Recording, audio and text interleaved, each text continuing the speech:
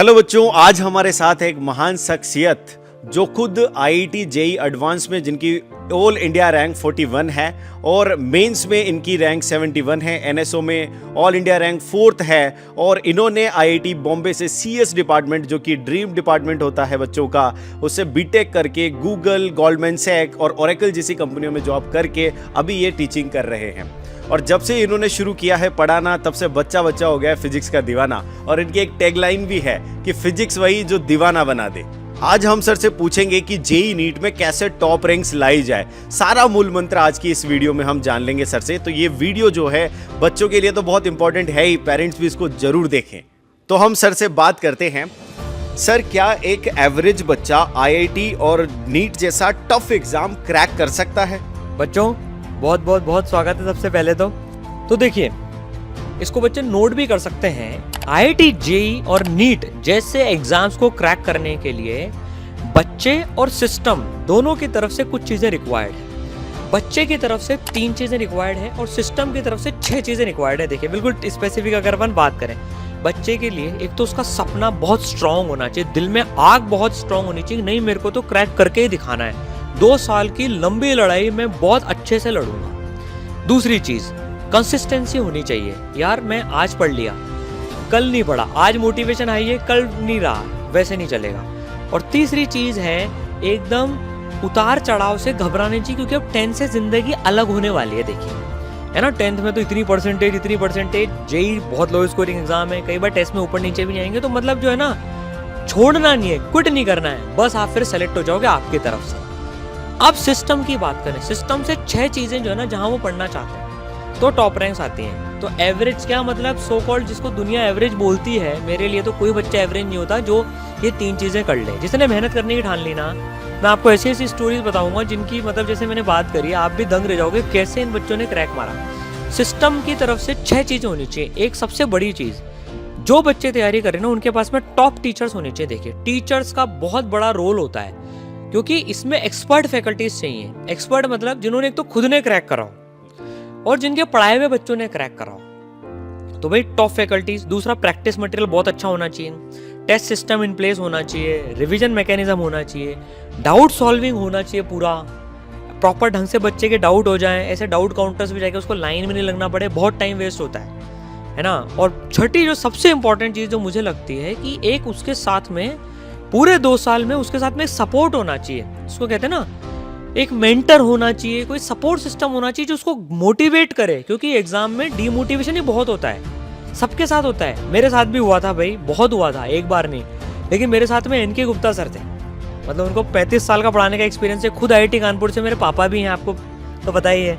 तो ये चीजें बच्चा क्रैक मार सकता है। और कोई बच्चा ऐसे नहीं सोचे मैं एवरेज हूँ, मैं क्रैक मार सकता हूँ, नहीं मार सकता हूँ। विप्लव की मैं आपको बात बताऊं, उसको तो जब वो एडमिशन लेने गया था ना, वो ऐसे बैकग्राउंड से, उसको तो लोगों ने बोल दिया था भाई तू तो स्टेट कॉलेज में भी सेलेक्ट नहीं होगा, तू तो छोड़ आईआईटी तो। और आज वो आईआईटी बॉम्बे में बैठा हुआ है। साहिल की मैं बात बताऊं, उसके पेरेंट्स नहीं है, वो मतलब उसके रिश्तेदार तक ये बोलते थे तेरा क्या होगा। और वो पहले साल में 12th के साथ में वो आज मौलाना आज़ाद मेडिकल कॉलेज में बैठा हुआ, इंडिया के टॉप मेडिकल कॉलेज। तो भाई कोई एवरेज नहीं होता, हर बच्चा कर सकता है, हर बच्चा कर सकता है, इरेस्पेक्टिव ऑफ उसने अभी तक क्या किया। तो जैसे सर ने बताया कि स्टूडेंट के अंदर 3 क्वालिटीज होनी चाहिए और जो सिस्टम जिसके साथ वो जुड़ना चाहता है वो सिस्टम उसको 6 चीजें प्रॉमिस करे, तब उसका सिलेक्शन और उसकी टॉप रैंक बिल्कुल पक्की है। और सर जैसे आपने बताया स्टूडेंट के अंदर की उसके अंदर जो 3 क्वालिटीज़ है, जैसे कि सर ने बताया, उनको मैं 3 शब्दों में बताऊंगा कि मजबूत इरादा, मेहनत ज़्यादा और खुद से वादा। ये तीनों चीज़ें अगर एक स्टूडेंट में है तो वो टॉप रैंक ला सकता है, चाहे वो कैसा भी बच्चा हो, एवरेज है या टॉपर से अभी तक, सब ये काम अगर फॉलो करे ये 3 चीज़ों को तो वो ला सकता है। सर जैसे आपने सिस्टम की बात करी, तो जैसे एक एवरेज बच्चा है, हम जानते हैं जनरली वो किसी इंस्टीट्यूट के साथ अगर जुड़ता है तो वहाँ पर क्या होता है, उसको एवरेज होने के चलते उसको एक लोअर बैच दे दिया जाता है और लोअर बैच में वो अपनी पढ़ाई कंटिन्यू करता है। उसके बाद क्या लोअर बैच का जो बच्चा है वो अच्छा अपना जो सिलेक्शन है या अच्छी जो रैंक है उसको इंश्योर कर सकता है क्या? देखिए ये जो आपने बात बोली ना, ये मतलब मैं आपको बताऊं, ये मेरा दिल का इतना बड़ा दुख है। और ये आपने मेरे वो दुखती रख जो है ना, जिससे मेरे को सबसे ज़्यादा घिन आती है जिस चीज़ से, कि ये जो बैचेस का सिस्टम चलता है, ये मेरा जब मैं ऑफलाइन में पढ़ाता था मेरा भी बहुत बेकार एक्सपीरियंस रहा है। आप सोच के देखिए, बच्चा जो शुरू में आया उसका admission test, so called admission test अगर बिगड़ गया तो उसको एक ऐसे बैच में डाल दिया जाता है जिसको सो कॉल्ड लोअर बैच बोलते हैं। सबसे पहले तो वो उसका कॉन्फिडेंस ही तोड़ देता है। मतलब ऐसे भेदभाव हो जाता है, जो so called top batch, star batches में बच्चे होते हैं वो ऐसे देखते हैं उसको, अबे तू तो लोअर बैच का बच्चा है। पूरे साल भर तैयारी में बच्चा खुद को लोअर बैच करके एक तो हीन भावना में, तो उसका कॉन्फिडेंस ही खत्म हो जाता है। वो मेहनत भी करना चाहता है ना तो भी नहीं कर पाता है वो। और यार ऐसा भेदभाव क्यों कि टॉपर्स को तो टॉप बैच में, स्टार बैचेस में एकदम सारी फैसिलिटीज मिल रही हैं, टॉप टीचर्स मिल रहे हैं, सब मिल रहा है, और जो नीचे वाला बच्चा है सो कॉल्ड लोअर बैच में उसको डाल दिया, उसको ट्रेनिंग फैकल्टीज और कोई ध्यान नहीं दिया जा रहा, उसको बैंकर की तरह से ट्रीटमेंट मिल रहा है, तो कैसे उठेगा सर? इसलिए इसराइल में हमने कभी भी आज तक कोई बैच सिस्टम का कॉन्सेप्ट है ही नहीं। No batch system is there. क्यों बच्चे को ऐसे आंकें कि तू लोअर है कि हायर है? आप देखिए अंतरा जो 15% लेके आई, अगर उसको लोअर बैच सो कॉल्ड मिल जाता तो आज वो 99.5 ही नहीं कर पाती, इसलिए तो 12th तक नहीं कर पाई वो। तो बच्चे जो आपने एवरेज बच्चा बोला ना, अगर उसको प्रॉपर हिम्मत दे दी, उसको कॉन्फिडेंस दे दिया ना और उसको पूरे रिसोर्सेज दे दिए, देखिए क्या बच्चा जो सो कॉल्ड जिसको लोअर बैच में पटक दिया जाता है, मैं तो एक सिंपल सवाल पूछता हूँ, क्या उसने फीस कम भरी है क्या जो उसको कम रिसोर्सेज दे रहे हो? दूसरी बात है, क्या उसकी इच्छा कम है क्या आईआईटी में और मेडिकल कॉलेजेस में जाने की जो उसको कम रिसोर्सेज दे रहे हो? वो भी उतना ही डिजर्व करता है यार, उसको मौका तो दो। पर मैं मेरे तजुर्बे के साथ कह रहा हूँ, अगर सारे बच्चों के साथ में बराबर मेहनत कर ली ना, तो हर एक बच्चा जो मेहनत करता है, जिसकी 3 क्वालिटीज हैं, वो फ्लरिश कर जाता है इरेस्पेक्टिव ऑफ वो कैसा है। देखिए हर के जीवन में उतार चढ़ाव आते हैं, लेकिन ऐसा तो नहीं कि किसी के जीवन में उतार आ गया तो अब उसको मार ही दो पूरा, उसको गिराते ही चलो। तो मैं तो इत्तेफाक नहीं रखता सर कि लोअर बैच हायर बैच जैसी चीज होनी चाहिए। आपको बैच सिस्टम करना करो, लेकिन टॉप टीचर सब में तो दो। भेदभाव क्यों?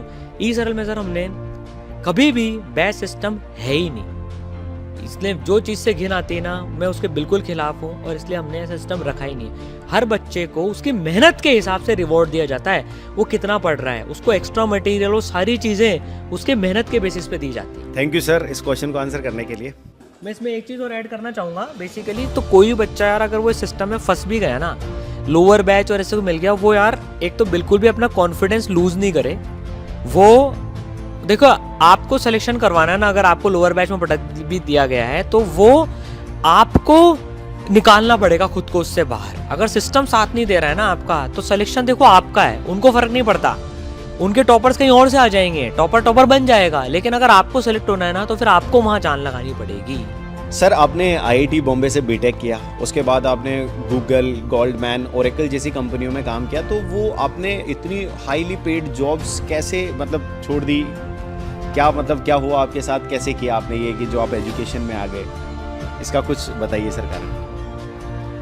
देखिए जब मैं ऐसी बड़ी मल्टीनेशनल्स में काम कर रहा था ना, तो डेफिनेटली आज मेरे दोस्त जैसे इतने साल हो गए उनको करते हुए, वो जैसे मेरी दोस्त से बात हुई थी, वो कह रहा था यार उसका अभी 4.5 करोड़ रुपए का पैकेज है अब इतना बड़ा पैकेज एक लगता है बात, लेकिन एक मुझे चीज़ लगी कि यार ये मैं मेरे लिए कमाऊंगा, बहुत सिंपल सी बात है ना। मस्त सैटरडे संडे छुट्टियाँ में मिलती है, उसमें सारी चीज़ें रहती है, ऑल पर्क्स भी अवेलेबल होते हैं। लेकिन एक जो चीज़ है, जो जैसे मैंने अपन ने जो डिस्कस करा कि देखिए आज भारत में जो वाकई में जेन्युइन टीचर्स हैं उनकी बहुत कमी है। इतना बच्चा तैयारी करना चाहता है, उसके पास में अच्छे रिसोर्सेज एक्सेस ही नहीं है। तो मेरा प्रतीक सर, एनके गुप्ता सर का एक एम था यार, हमको भारत के हर बच्चे तक जो कि मेहनत करना चाहता है ना, उन तक टॉप रिसोर्सेज पहुंचाने हैं। मैं गूगल में देखो अपने लिए कमाऊंगा, कमा भी रहा था, ओरेकल में भी कमा रहा था, गोल्डमैन में भी कमा रहा था, लेकिन यहाँ पर जो चीज़ है ना, मैं यहाँ पर पता है वहाँ से ज़्यादा कमा रहा हूँ लेकिन मैं जो कमाने की बात कर रहा हूँ वो मैं पुण्य की बात कर रहा हूँ। मैं इसमें बहुत स्ट्रांग बिलीव करता हूँ। आज जब विप्लव का केस आया साहब, वो एक कच्ची बस्ती से, मतलब ट्राइबल एरिया से जो बच्चा जिसको सबने छोड़ दिया था, आज वो आईआईटी बॉम्बे में बैठा हुआ है। एक बस कंडक्टर का बच्चा आज तेलंगाना मेडिकल कॉलेज में पढ़ रहा है। ये जब स्टोरीज आती है ना, ये जब बच्चों के रिजल्ट्स आते हैं ना, जितना पुण्य मिलता है ना, जो इम्पैक्ट हम क्रिएट कर पा रहे हैं आज पूरे देश भर में, इतनी अफोर्डेबल एजुकेशन जो लेके आ गए हैं, वो भी इस क्वालिटी के साथ में, ये शायद मैं इन मल्टीनेशनल्स में रह के नहीं कर पाता। यार ये कंपनियां मतलब ऑलरेडी बिलियन डॉलर्स की कंपनीज हैं, मैं इनके लिए कमा भी दूंगा, इनको फर्क नहीं पड़ेगा, लेकिन मैंने मेरा जीवन इसलिए समर्पित करा है कि मुझे तो इम्पैक्ट लाना है। मैं आज शायद 100 गुना ज़्यादा पुण्य कमा रहा होगा जो वहाँ से कमाता। जैसा सर आपने बताया, एक ही परिवार के 3 लोग, आपके पापा एन के गुप्ता सर, वो खुद भी IITian हैं और वो बहुत अच्छी जॉब में थे उस समय भी, और आप छोटे सर प्रतीक गुप्ता सर, आप तीनों ने एक साथ जॉब को क्विट कर दिया और इस सिस्टम में आ गए। तो आपको एक भी बार ऐसा डर नहीं लगा कि अगर मान लो ये फेल हो गया तो फिर हमारा क्या होगा, फैमिली को कैसे संभालेंगे? इसके बारे में कुछ। देखिए, जब शुरू में जब ऐसा डिसीजन लिया था ना कि यार अब सब छोड़ दें, प्रतीक ने तो खैर प्लेसमेंट ही नहीं लिया, उसका तो 22 लाख रुपए का प्लेसमेंट लगा था, वो उसने छोड़ दिया बिल्कुल एकदम। तो और जब एनके सर ने जो शायद कोटा की उन्होंने टॉप मोस्ट जॉब थी और मैंने जब जॉब छोड़ी तो लोगों ने तो ये बोला था, मतलब एनके सर के कुछ फ्रेंड ने तो, कि यार 55 साल में ना ये बुढ़ा सटिया गया है। मतलब उनके दोस्त उनके ऐसे मजे लेते थे कि यार ये खुद तो जाएगा ही जाएगा, दोनों बेटों को भी इसमें लेके आ रहा है। और बहुत प्रेशर था कि यार इतनी हाई पेइंग जॉब, जब करोड़ों कमा सकते हो और क्यों छोड़ रहे हो, और क्या फ्यूचर है। तब हमने चालू किया था, तब ऐसा ऑनलाइन वगैरह का ये सब था भी नहीं, तो भाई बहुत प्रेशर आया था। और मन में एक चीज़ भी थी कि यार नहीं चला तो क्या होगा। देखिए, ईमानदारी से अगर मैं बताऊँ, ऑनेस्टली आया था, लेकिन फिर देखा यार ठीक है ना, इम्पैक्ट लाना है, किसी ना किसी को तो सेक्रीफाइस करना ही पड़ेगा।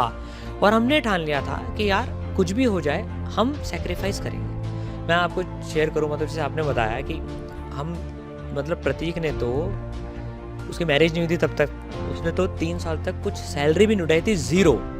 और मैंने और एनके गुप्ता सर ने 3-4 साल तक 15,000 रुपये महीने पे पूरा काम चलाया। मतलब आप सोच के देख सकते हैं, एनके गुप्ता सर जिनसे मिलने के लिए पेरेंट्स को 2-2, 3-3 महीने वेट करना पड़ता था जहाँ पर वो थे, वो सब कुछ छोड़ के, ऐसा पद और वो सब छोड़ के चालू किया। तो डर था, लेकिन यार आज हम भगवान का थैंक यू बोलते हैं कि उन्होंने हमको ये हिम्मत दी और आज इतना इम्पैक्ट हम क्रिएट कर पा रहे हैं। तो डेफिनेटली यार डर तो था, लेकिन ऊपर वाले ने मेहरबानी, बच्चों ने इतना प्यार दिया यार, तो अब सब चीज़ें, मतलब वो पास्ट हो गया वो पूरा एकदम। बिल्कुल, मतलब ऐसा लग रहा है कि जैसे आप अगर गुड कॉज के लिए काम करते हैं तो ईश्वर श्योरली आपकी हेल्प करता है और वो आपको सक्सेस दिलाता है, क्योंकि आपका मकसद बिल्कुल प्योर है। तो ऐसा जरूर होगा आपके साथ। सर, जहां सारी दुनिया जेई नीट के अर्ली स्टार्ट के फायदे बता रही है, वहां पर स्टूडेंट के मन में कहीं ना कहीं एक क्वेश्चन चलता रहता है कि अगर मैं जेई नीट के लिए अभी से प्रिपेयर कर रहा हूं तो मेरे 11th 12th और जो बोर्ड के एग्जाम्स है वो बिल्कुल सफ़र कर जाएंगे, मेरा अच्छा परसेंटेज नहीं आएगा। और अगर मैंने बोर्ड पर फोकस कर लिया तो मेरा जेई नीट का सिलेक्शन जो है वो डिले हो जाएगा, या फिर वो अच्छी तरीके से मेरी अच्छी रैंक्स नहीं आ पाएंगी। तो वो दोनों को कैसे मैनेज करके चले ताकि उसका परसेंटेज भी बिल्कुल अफेक्ट ना हो और सिलेक्शन भी उसका टॉप रैंक के साथ, जो भी उसका ड्रीम कॉलेज है उस तक वो पहुंच जाए। तो इसमें शायद आपके इसमें दो क्वेश्चन है कि भाई, एक तो जो बच्चा अभी से तैयारी कर रहा है उसको भी एक थोड़ी सी टेंशन होती है कि मैंने पहले से नहीं करी, मेरा होगा नहीं होगा। तो मैं एक बार बताता हूँ बच्चों, देखो 2 साल जो है ना 11th 12th के मोर देन सफिशिएंट हैं अगर तुमने लग के काम कर लिया तो। बहुत सारे बच्चे, मतलब मेजोरिटी बच्चे ईमानदारी से देखें तो अभी भी 10th के बाद ही स्टार्ट करते हैं। तो यार उसकी चिंता मत करो, 2 साल लग के कर लो, हो जाएगा। अब रही बात 12th बोर्ड्स की, देखो यार जेई नीट का सिलेबस है ना, बोर्ड के सिलेबस का मतलब थोड़ा सा टफ पार्ट आता है जेई नीट में बोर्ड के कंपैरिजन में। तो बोर्ड ऑलरेडी कवर्ड होता है यार। अभी आयुष IIT बॉम्बे में गया, उसने भी ठीक परसेंट निकाली यार बोर्ड में। हीरल IIT दिल्ली में गई, उसने भी निकाली। भव्या की बहुत बढ़िया परसेंटेज थी, वो हिमाचल की टॉपर रही थी। तो इसमें क्या है, तुम फिजिक्स केमिस्ट्री मैथ्स पढ़ रहे हो जेई में, वो बोर्ड में कॉमन है। फिजिक्स केमिस्ट्री बायोलॉजी पढ़ रहे हो नीट में, वो नीट में भी कॉमन है, बोर्ड में भी कॉमन है। तो बोर्ड की चिंता करने की जरूरत नहीं है। देखो कुछ इक्का दुक्का केसेस अगर भारत में ऐसे आ भी गए जिनके बोर्ड के चक्कर में टके, उनके साथ दूसरे कारण होते हैं, लेकिन मेजोरिटी बच्चा एक डिसेंट इनफ परसेंटेज निकाल लेता है। और सर ईमानदारी की बात में बताऊं, बोर्ड की परसेंटेज से वैसे भी अभी जेई नीट में कुछ फर्क नहीं पड़ता है। 75% के ऊपर लानी होती है देखो क्राइटेरिया, लेकिन फिर भी बच्चे 85-90% के ऊपर आराम से ले आते हैं। इंग्लिश और जो 5वां सब्जेक्ट होगा वो बच्चे लास्ट में तैयारी कर लेते हैं। तो इसकी चिंता मत करो। और यार हम दोनों को साथ में लेके चलते हैं इसरल के प्रोग्राम में, तो कि तुम दोनों में अच्छा कर पाओ। सर, जैसे कुछ बच्चे होते हैं जो छोटे कस्बों से रहते हैं, जहाँ पर उनको प्रॉपर रिसोर्सेज नहीं मिल पाते प्रिपरेशन के लिए, कोई अच्छा सिस्टम भी नहीं होता है, तो ऐसे बच्चे जो IIT के लिए और नीट में एम्स के लिए अपना सपना देखते हैं, तो उसको कैसे पूरा करें वो? देखिए देश में बहुत बड़ी समस्या है ये, बिल्कुल। और 2 फ्रंट पे है कि एक तो रिसोर्सेज नहीं होते, और एक काफ़ी सारे पेरेंट्स के पास में इतने फाइनेंशियल रिसोर्सेज भी नहीं होते। आज अगर बच्चे को हम दूसरी जगह भेजते हैं, जैसे कोटा, पटना, दिल्ली, हैदराबाद, बहुत सारे शहर हैं, अपने शहर से जब बच्चा जाता है तो कोचिंग के लाखों रुपए के साथ में उसके रहने खाने का खर्चा भी आता है। तो लगभग 2.5-3 लाख रुपए पर साल बच्चे का खर्च होता है, और ये उसको 2 साल 3 साल तक खर्च करना पड़ता है। और यहाँ पर खत्म नहीं होती बात, उसको मेडिकल कॉलेज और फिर इंजीनियरिंग कॉलेजेस में भी सालाना, अगर आप देखें इंजीनियरिंग कॉलेजेस की फीस देखें तो लगभग 1.5-2 लाख रुपए पूरे साल भर की फीस लगने लग गई। तो ये पूरा उसको जो है ना 4 साल और ये 2-3 साल बहुत बर्डन होता है। इसीलिए जो एक सिस्टम है ना, देखिए अब दुनिया बदल रही है। अब लोग घर बैठ के जब सारी चीजें ऑर्डर कर सकते हैं, सब मंगा सकते हैं। ऑनलाइन एजुकेशन के भी है ना अब बहुत अच्छे रिजल्ट सामने आ रहे हैं। उसके जो एडवांटेज है ना, बच्चा घर रहकर एक तो माँ बाप के सामने तैयारी करता है। एक मेरी पेरेंट्स से बात हुई थी, जस्ट मैं आपको एक किस्सा बताता हूँ। ऐसे उन्होंने मेरे से बोला था, सर हमारे बच्चे का बहुत डिस्ट्रैक्शन है सर, ये मोबाइल बहुत देखता है बच्चा ये, है ना। मैंने कहा सर फिर आप मतलब कैसे करते हैं? अरे सर मानता ही नहीं है। तो उन्होंने मेरे से बोला जस्ट एक उसमें, सर मैं एक काम करता हूँ कि भाई बच्चे को कोटा भेज देता हूँ, है ना। मैंने कहा एक बात बताइए आप, जस्ट मैंने उनसे एक क्रॉस क्वेश्चन करा कि आपके सामने बच्चा इतना मोबाइल देख रहा है, इतना डिस्ट्रैक्शन है, आप इसको अपने से दूर भेज देंगे तो आप कैसे इंश्योर कर पाएंगे कि वहाँ देखेगा नहीं देखेगा? वहाँ तो इसके 17 और डिस्ट्रैक्शन होंगे। कम से कम यहाँ आपके आंखों के सामने है, और वहाँ तो आपको मन में एक झूठी तसल्ली रहेगी कि यार मेरा बच्चा वहाँ पर गया है या कहीं भी गया है तो वो पढ़ रहा होगा। आप इस झूठी तसल्ली में तो 2 साल बिताएंगे ना, और जब 2 साल के बाद अगर उस भीड़ में उसका रिजल्ट नहीं आया तो कुछ कारण ढूंढेंगे। तो इसमें वो ऑस्ट्रिच की तरह से अगर हम आंखें बंद करके चलेंगे तो 2 साल आंखें बंद करके बिता सकते हैं। तो इसमें आपके आंखों के सामने अगर बच्चा रह के पढ़ रहा है, आप उसको सपोर्ट कर रहे हैं, वो सिस्टम बहुत अच्छा रिजल्ट आता है। देखिए मैं एक चीज बताता हूँ, कोविड के टाइम पर जब लॉकडाउन था, जितने बच्चों ने घर में तैयारी करी, 2021 की बात है, हिस्ट्री का सबसे अच्छा रिजल्ट तब आया है। परसेंटेज के टर्म्स में देखें सबसे अच्छा रिजल्ट 2021 में आया है, क्योंकि घर में रहकर एक माता पिता का सपोर्ट, खाने पीने का सपोर्ट, डिस्ट्रैक्शन फ्री एनवायरनमेंट मिलता है। और आजकल इतनी बढ़िया टेक्नोलॉजीज आ गई हैं जिसमें बच्चे को पूरा ट्रैक कर सकते हैं, एक सेकंड उसका ट्रैक हो सकता है। मेंटर्स उसको देख सकते हैं कि यार ये क्या कर रहा है क्या नहीं कर रहा है, पेरेंट्स गाइड करते हैं। तो उसमें पैसे भी बचते हैं, 1/10 कॉस्ट में तैयारी हो जाती है, और बच्चा भीड़ में नहीं खोता। आज जो मैं देखता हूँ जो बच्चा भीड़ में खो जाता है, देखिए मैं मानता हूँ हमारे लिए बच्चा भीड़ का एक बच्चा नहीं है, वो यार इसराइल परिवार का एक हिस्सा होता है। भीड़ में बच्चा खो जाता है तो उसमें जो टॉपर्स हैं वो कहीं भी रहते वैसे भी रैंक ले आते, तो अपना भीड़ का सिस्टम नहीं है पहली बात तो पेरेंट्स और बच्चों के लिए मैं एक चीज बोलना चाहूंगा कि यार अगर आपका घर पे रह के तैयारी हो सकती है ना तो उसको एक्सप्लोर कीजिए, बहुत मार्वलस रिजल्ट्स हैं। आज इसराइल का हर 3 में से 1 बच्चा ड्रीम कॉलेज में पहुंचा है।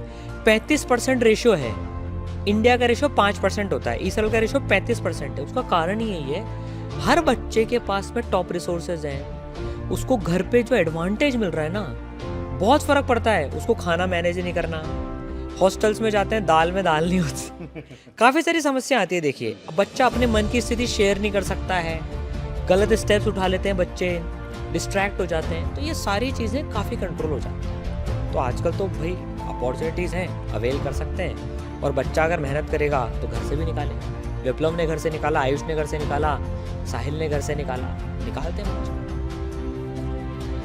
सर बीच में आपने कहीं ना कहीं मेंटरशिप की बात करी, तो जो इसराइल का सुपर से ऊपर ये जो मेंटरशिप वाला फीचर है जो इंडिया में पहली बार इसराइल लेकर आया, तो ये कैसे आया सर और इसकी जरूरत क्या थी उस समय? देखिए जब मैं ऑफलाइन में पढ़ाता था तो मैं जैसे भाई 4-5 बैचेस लेता था, है ना, 200-250 हर बैच में एक बच्चे रहते थे। तो उसमें क्या रहता था कि यार जो सो कॉल्ड टॉप बैचेस रहते हैं उनके बच्चे तो खुद मैनेज कर लेते हैं, लेकिन जिन बच्चों को लोअर बैच में डाल दिया जाता था ना, वो एक बार गिरा, जैसे इतने बच्चे होते थे, एक टेस्ट में मान लो कम नंबर आ गए और वो सब नीचे चले गया। अब वो 3 दिन तक क्लास डिस्ट्रैक्शन में पड़ गया, और वो 3 दिन तक क्लास में आ रहा है कि नहीं आ रहा है, उसका क्या हुआ, क्यों वो डिमोटिवेटेड चल रहा है, कुछ अता पता नहीं है। क्योंकि यार कोई टीचर जब 200-250 को पढ़ा रहा है तो उसके पास टाइम ही नहीं होता उन बच्चों से बात तक कर ले। फिर बच्चे ढूंढते थे कि यार मैं डाउट काउंटर पे जाकर टीचर से बात कर लूंगा, लेकिन वो इतनी भीड़ होती थी, 1 घंटे में एक बच्चे का नंबर आता था। तो हमने देखा कि यार बच्चे के पास में कोई उसका पर्सनल केयर करने का कोई सिस्टम ही नहीं है। उससे तुम जानो तो सही, जैसे देखो माँ बाप को पता रहता है यार बच्चे के साथ में क्या चल रहा है, वैसे कोई सिस्टम होना चाहिए जिसमें लोगों को पता हो, सो कॉल्ड मेंटर्स को पता हो बच्चे के साथ क्या चल रहा है, उसके हिसाब से गाइड कर लें। आज अंतरा की 15 परसेंटाइल आई, उसको सबने रिजेक्ट कर दिया, लेकिन उसके मेंटर्स ने उसको जब मोटिवेट करा ना, बेटा तू कर सकती है, देख तेरे साथ ये हो गया लेकिन तू ऐसे कर सकती है, तो बस वो सिस्टम हो गया। तो पहले एक लेयर आई, और 5 लेयर मेंटरशिप भी ना पूरी इसी प्रोसेस में है। फिर लो हमने देखा कि यार अच्छा उसका डेटा ट्रैक करने के लिए भी ना एक एक चीज ट्रैक करने के लिए एक और मेंटर चाहिए, तो फिर 2 मेंटर्स देने लग गए हर बच्चों को। तो मेंटर्स को पता रहता है बच्चे क्या है, और बच्चे भी खुल के शेयर कर सकते हैं, उनको पता है हमारे पास में मेंटर्स के नंबर से हम बात कर सकते हैं, मेरे साथ क्या समस्या हो रही है। तो बच्चे आजकल ये तक भी शेयर कर लेते हैं कि सर देखो मेरा थोड़ा सा इस एज में बहुत होते हैं, इसमें भी डिस्ट्रैक्शन हो गया, कई बच्चों का लड़के लड़के को चक्कर हो जाता है, वो भी तक डिस्कस कर लेते हैं कि मैं इससे बाहर कैसे आऊँ। तो उनको जो हेल्प मिलने लगी ना और जो रिजल्ट दिखे कि यार बच्चा ने 3 दिन पढ़ना छोड़ गया। अब डिफरेंस देखना आप, यहाँ बच्चे ने 3 दिन पढ़ना छोड़ा, मेंटर ने चौथे दिन कॉल कर दिया बेटा तू पढ़ क्यों नहीं रहा। अब आप सोचो जो डिस्ट्रैक्शन में उस अंधकार में जा रहा था उसको मेंटर ने बाहर निकाल लिया वहां से, और अगर वहीं कोई ध्यान नहीं होता तो बच्चा चल जाता, 15 दिन भी कुछ नहीं करता, फिर महीने भर शुरुआत में पकड़ ली गई चीज। फिर बच्चों ने बोला कि सर हमको तो अब मेंटर से ना आज मतलब अगर आज डाउट आ रहा है तो आज सर हमको वीडियो पे ही बात करनी है। तो इनके सर ने कहा बहुत बढ़िया, कोई दिक्कत नहीं है। 3 दिन के अंदर अंदर डेली मेंटरशिप का प्रोग्राम आ गया जहां मेंटर्स 1 घंटा रोज वीडियो कॉन्फ्रेंस से बात कर सकते हैं बच्चे के साथ। अब बात आती है कि बच्चों को टिप्स वगैरह कैसे मिले, तो फैकल्टीज के सेशंस होते हैं, तो चौथी लेयर आ गई। और सुपर मेंटरशिप प्रोग्राम है एक, तो उसके बारे में कभी बाद में बताऊंगा आपको। वो बच्चे के रैंक के बेसिस पे नहीं दिया जाता है, मेहनत के बेसिस पे उसको एक्स्ट्रा रिसोर्सेज देते हैं। तूने जितनी मेहनत करी है ना, क्योंकि असल में कोई बैच सिस्टम नहीं है, हमारे लिए सब बच्चे समान, इसलिए मेंटरशिप लाई गई कि हर बच्चे को एक पर्सनल सपोर्ट सिस्टम और केयर दी जा सके। दैट वाज द रीजन कि इंडिया में पहली मेंटरशिप इसरन लेके आया। सर कुछ बच्चों का सपना होता है बचपन से ही कि वो मतलब ऐसे जो गवर्नमेंट की सिविल सर्विसेज होती हैं जैसे आईएएस बने, आईपीएस बने, आईएफएस बने, तो वो बच्चे जो अपना सपना लेकर चलते हैं वो कहीं ना कहीं यूँ सोचते हैं कि यार ये जेई के साथ मेरा हो पाएगा या नीट के साथ मेरा हो पाएगा या नहीं हो पाएगा, या ऐसा तो नहीं दोनों ट्रैक बिल्कुल अलग अलग हैं, ये क्या है। तो इसके बारे में आप बच्चों को कुछ बताएं सर। देखिए बहुत बढ़िया क्वेश्चन पूछा आपने ये।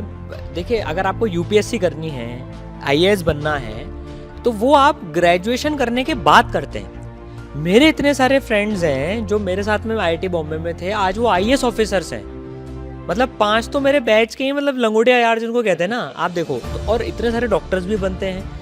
तो आप जेई नीट के साथ में भी बाद में इन कॉलेजेस के बाद में भी आईएएस की तैयारी डेफिनेटली कर सकते हैं और बन सकते हैं। ये तो आपकी ग्रेजुएशन है, वो उसके बाद का एग्जाम होता है और बहुत सारे बच्चे करते हैं, तो इसमें कोई कन्फ्यूजन ही नहीं है सर। इनफैक्ट इसमें तो अगर मैं आईआईटी और मेडिकल की बात करूँ, अगर आप ये एग्जाम क्रैक कर लेते हैं तो आपके लाइफ में एक बैकअप ऑप्शन की तरह से भी आ जाते हैं ये, और इनको काफ़ी प्रायोरिटी दी जाती है आईएएस के एग्जाम्स में भी, क्योंकि ये एक एग्जाम ऑलरेडी क्रैक करके आए। तो इसमें बेटा कोई दिक्कत नहीं है, मतलब आप जेई नीट के बाद आईएएस की तैयारी बिंदास कर सकते हैं। सर जैसे बच्चों में क्रेज होता है कि हम इंजीनियर बनेंगे और आईआईटी में जाकर अपनी पढ़ाई करेंगे, जैसे डॉक्टर बनेंगे तो एम्स में जाकर अपनी पढ़ाई करेंगे, लेकिन ये एम्स में और आईआईटी में जाने के बाद इनकी लाइफ में ऐसा क्या चेंज होता है या क्या होता है वहाँ पर, वहाँ का सिस्टम क्या है, ये आप बताएं। तो अगर बहुत मज़ा आता है कॉलेज में, मैं सही बता रहा हूँ। मतलब जो तुम्हारे मैं जब आईआईटी में गया था ना, तो पता है हमको एक बुक मिली थी एक, है ना, उसमें एक लाइन लिखी थी, बिफोर आईआईटी, है ना, you lock yourself in the room, you lock yourself in the room, है ना, and after IIT, after getting into IIT, it's same, you lock your room, but only difference is this time you are outside the room. मतलब ऐसा होता है sir, इतनी activities होती है भाई। आईआईटी में जाने के पहले आप खुद रूम के अंदर बैठ के पढ़ते रहते हो, आईआईटी में और एम्स में आप देखोगे तो यार बच्चे रूम के बाहर ही रहते हैं। इतनी एक्टिविटीज़ होती हैं सर, पढ़ाई के अलावा भी इतने मज़े करते हैं बच्चे, स्पोर्ट्स क्लब, ये फलाना ढमाका। जैसे विप्लव बता रहा था कि 2 दिन उसको हुए नहीं थे आईआईटी में, उसको कैटरीना कैफ से मिलने का मौका मिल गया था। मतलब बताओ आप, तो यार बहुत मज़ा आता है, वर्थ इट है, वर्थ इट है। मतलब आपको मेरे हिसाब से तो 5 साल भी तैयारी करनी पड़े ना सर, तो भी आईआईटीज़ और एम्स और मेडिकल कॉलेजेस की लाइफ वर्थ इट होती है। बिल्कुल बिल्कुल सर। इसमें मैं एक बात ऐड करना चाहूँगा, जैसे हम मिडिल क्लास के जो लोग हैं, हम सपना देखते हैं आईआईटी में जाने का, और बच्चा अगर आईआईटी में पहुँच जाता है तो कहीं ना कहीं ऐसी उसकी लाइफस्टाइल होती है जो हम अपने खर्चे पर अफोर्ड ही नहीं कर सकते शायद। क्या आप भी ये बात मानते हैं सर? जाने के बाद कि पहले? जाने के बाद। नहीं, जाने के बाद देखिए, आप जाने के बाद बच्चे क्या हैं, वहाँ आईआईटीज़ में और मेडिकल कॉलेजेस में ना काफ़ी सारी स्कॉलरशिप्स भी होती हैं, मेरिट कम मीन्स की होती हैं, एलुमनाई फंड्स होते हैं। तो बाद में जैसे विप्लव को, अभी मैं आपको बताऊं, विप्लव ने एक चीज़ शेयर करी कि उसको अभी पूरे एलुमनाइज ने पूरी उसकी 4 साल की फंड दिया है, उसको लोन दिया है, वो भी इंटरेस्ट फ्री। उससे पूछा था तेरी स्टोरी क्या, तो बता उसने क्या करा, उसने बोला सर मेरी स्टोरी मैं क्या बताऊँ, तो इसराइल का वीडियो देख लो। तो उसने इसराइल का वीडियो चला दिया और उसको 0% पे पूरी उसकी 4 साल की पढ़ाई की स्पॉन्सरशिप मिल गई कि तो बेटा जब कमाने लग जाए तब चुका देना। तो बहुत फैसिलिटीज देते हैं एलुमनाइज भी, तो उसकी चिंता करने की जरूरत नहीं है। मतलब अगर आप IIT और मेडिकल कॉलेज में पहुंच जाते हैं तो फाइनेंशियल एस्पेक्ट्स बिल्कुल टेकन केयर हो जाते हैं, जाने तक की देरी है बस। बिल्कुल, और लाइफ हमारी संवर जाती है। बिल्कुल। तो थैंक यू सारांश सर, आपने बच्चों के लिए इतना आपका कीमती समय निकाला और बच्चों को गाइड किया, इसके लिए बच्चे आपको बहुत बहुत थैंक यू करना चाह रहे हैं। ऑल दी बेस्ट, तुम मेहनत करो, मचाओ, अपने और अपने पेरेंट्स का नाम रोशन करो, तुम मचा दोगे यार। All the best.